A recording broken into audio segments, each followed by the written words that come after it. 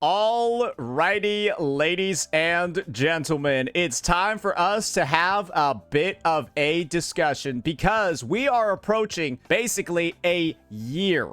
A whole goddamn year since this insane collaboration between Wuthering Waves and Cyberpunk Edgerunners, that collaboration was announced. And with some of the recent news that we've been seeing regarding Wuthering Waves, its anniversary, and of course, all of the amazing things that are waiting in store for us in, just about like 30-something days, it's become more and more clear that this collaboration, it might be a little bit doomed. And the reason that I'm talking about it being doomed isn't because I think it's going to be bad, isn't because I think that it's going to be like low quality and stuff like that. It's because, well, we have so many other amazing things in store for us that might divert our attention, or really by attention, I mean your astrite, your pull income, all of that stuff. Because one thing is abundantly clear, right? From the animations that we've been seeing for characters like Hiyuki and Denya, where these are two units that are literally like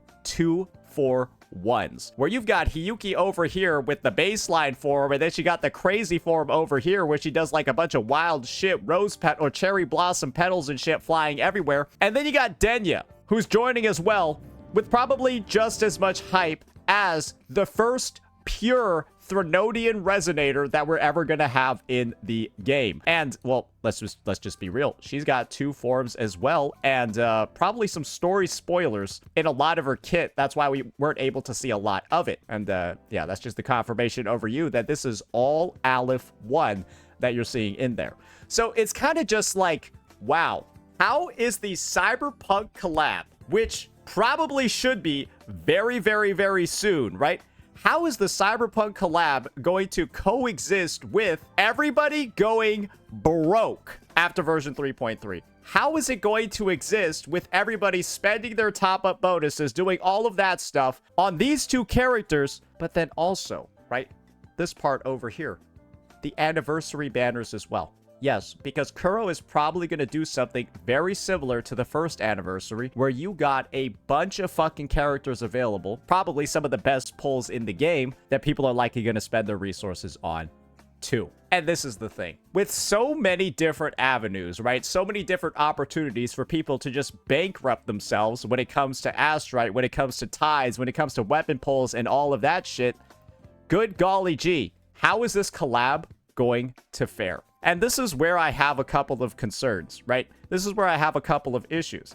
Because the timing of this, unless it's going to be like way after the anniversary, a lot of people are already expecting that this is going to happen in like 3.4, 3.5, something along those lines. And good golly gee, we're all just going to be fucking broke. And so when it comes to this collaboration, right, there's a couple of things that I wanted to discuss beforehand, and decisions that I feel like Kuro Games needs to make so that it's an actual success. So first things first, one of the big things about collabs, at least from what we've seen in recent memories, is that there is a free character that typically comes alongside them, and then a paid one. The most recent collab that we have that sort of like comes to mind, right, is, y'all remember this fucking disaster over here? Yeah, the Honkai Star Rail X Fate Stay Night Unlimited Blade. I don't even know why they call it the Unlimited Blade, whereas it's just fucking, it's just like Fate 0.5 or some shit. Y'all remember this collab over here that happened on July 11th, 2025, right?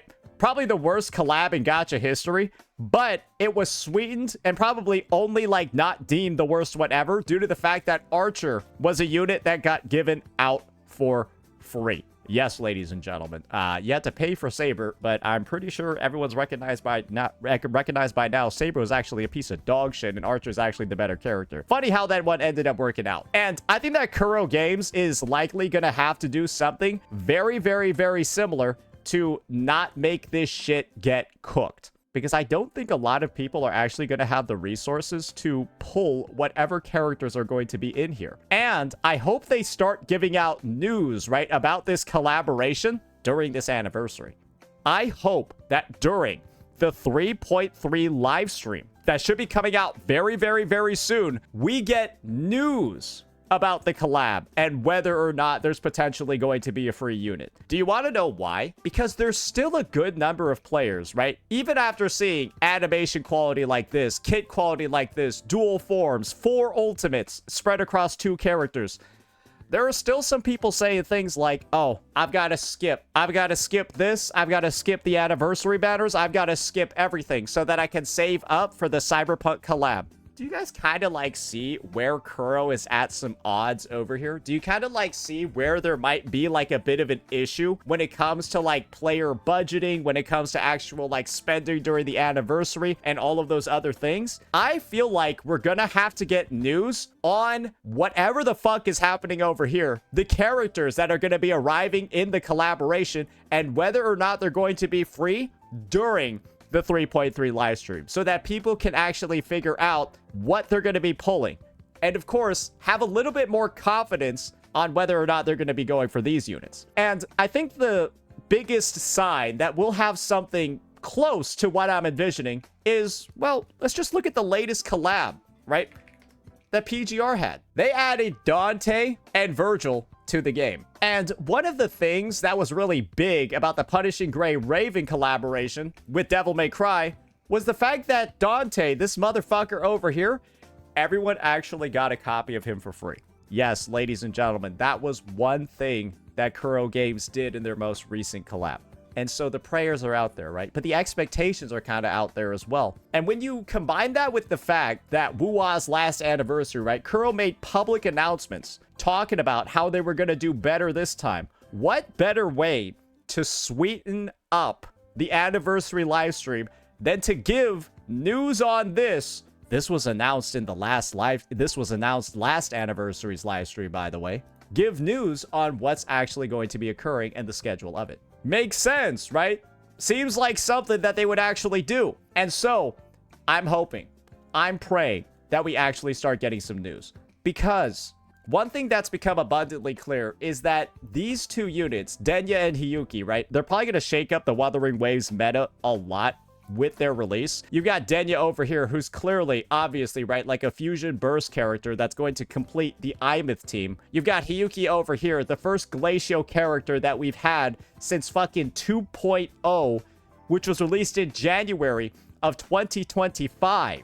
They're all highly anticipated units that people are dying to have on their accounts. And when you know that there are plenty of teams in the game that still need missing roles on the roster actually filled, and you have plenty of mechanics like Tune Rupture, Tune Strain, all of that need to be filled as well, I think that players need way more knowledge than what they currently have right now. Because people are already speculating, right?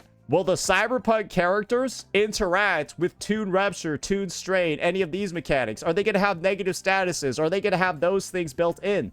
And there's so many concepts, right? There's so many things. There's so many holes in this roster that still need to be filled. And I think one of the most important things of all is whether or not those collab characters are going to fill out the sub DPS role. Because one thing that Kuro Games has done, right, is really outline the different sort, like outline the specifications for certain sub DPS characters. All you really need to do is, let me go move my screen down as well, is take a look at some of the recent releases. You've got Lene over here, right, who's clearly a liberation focused outro skill sub DPS. Then you've got Chuyan over here, right, who's clearly the echo skill sub DPS. And then you've got Yuno over here, who's the heavy attack. Where's the basic attacker? Where is the resident skill outro buffer? Where are those characters? And I feel like people are genuinely thinking, right? I've heard like rumors of this floating around. Don't worry, there aren't any actual kit leaks out there. Where is the Tune Strain sub DPS that buffs basic attacks? Because Luke is still missing his best in slot, right? He's still missing that character that buffs Tune Strain, can apply stacks of it, but then can also go ahead, right, and also provide a Tune Break boost. Because that's what this motherfucker needs to actually reach his maximum damage potential. Where's the Jinsei sub DPS? And so, if these collab units, right, do actually end up being sub DPS characters, right, maybe one's a main DPS and then the other is the sub DPS for their archetype, well then guess what? Maybe one of those sub DPS characters ends up being like a best in slot for an existing unit in the game. And that would kind of suck, right? Especially if those collab units, they don't rerun ever. And that's one of the things that I'm very concerned about when it comes to the scheduling of banners and stuff in this game. Because you have a lot of need for specific partners to fulfill team compositions. Imagine, right? Hiyuki is that Glacio Chafe character. Pretty obvious that she's gonna have something to do with negative statuses, and if she doesn't, that would be a fucking disaster, right? Imagine Hiyuki is that Glacio Chafe character because of all the shit that you're seeing over here. And then the Glacio Chafe sub DPS, the one that applies it, all of that stuff, right? Maybe they're one of the Cyberpunk collab units. That would be kind of annoying to deal with, right? Because then you got to make sure that you actually have that best in slot team built out and ready to go, or that you got the budget for that shit. And that's why I feel like there are some potential issues, especially with how team building works in Wuthering Waves. There are going to be some potential issues with having a collab like this with units that operate like this.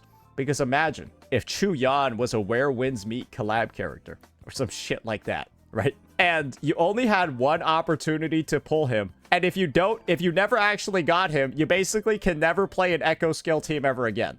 That's a restriction, right? That's fucking brutal. That's fucking crazy.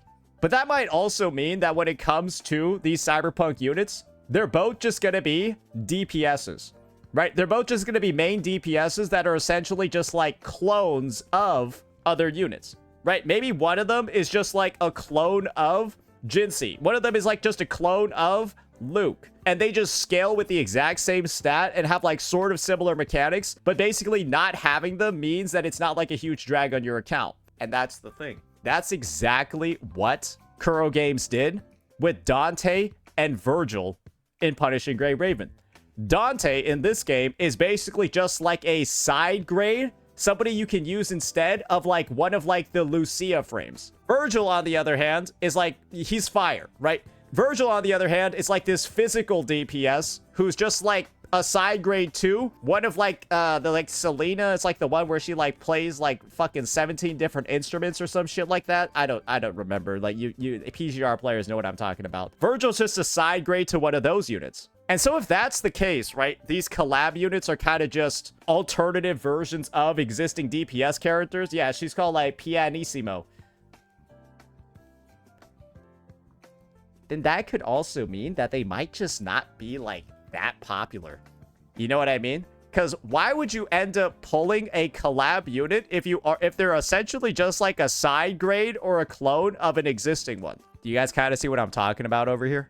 And so I think that there's a bit of a design philosophy sort of breakdown that's happening over here. Are the units just going to be clones of existing ones? And so because of that, maybe it's not that interesting to pull them because you already are double dipping on a role that you already have on the roster. Because guess what? Guess what teams Dante uses? Guess what teams Virgil uses? They kind of just end up using the same team as those units that they're side grades for. And so like the end result is it's like, okay, well, to play this collab unit, you're basically saying fuck you to the unit that you already own. That's not very high value at all. But you don't really want to make these units giga high value, make them like valuable buffers, valuable sub DPSs, because then that means that once they leave, you'll have DPS units in the game that are just getting screwed over. And so maybe Kuro Games is going to go with a different solution, right? Maybe Kuro Games is going to go with the HSR approach, where these banners just end up running for like a whole fucking year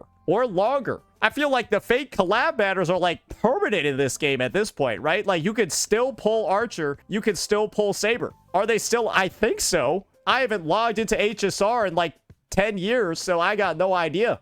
I have no clue.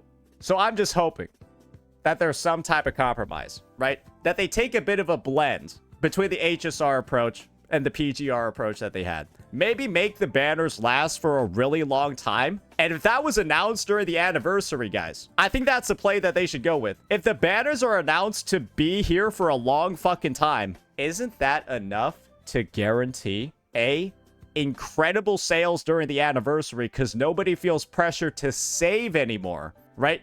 Nobody feels any pressure to save for the collab units because they know they'll have a whole fucking year to get them. Kind of a high IQ move, right? And I think it's a high IQ move that Kuro Games should make on the live stream for this version because people are itching, right? People are concerned.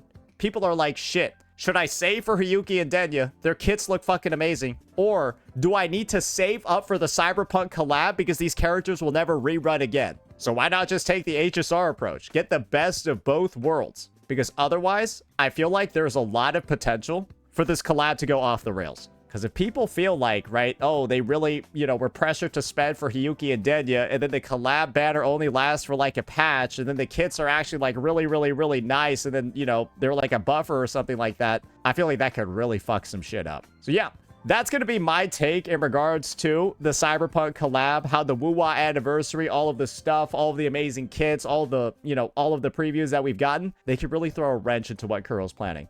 But we've already gotten enough baseline, you know, speculation over here with what's going on in this game. And then, of course, the fact that they've already given out free characters in their previous game. I think there's a lot of potential for some really, really good stuff to happen. And this is my personal take. If we don't hear anything about this during the 3.3 anniversary livestream, I'm gonna be really concerned personally. And I think Kuro Games probably understands that, and they will ensure to some fucking degree that we get news on this.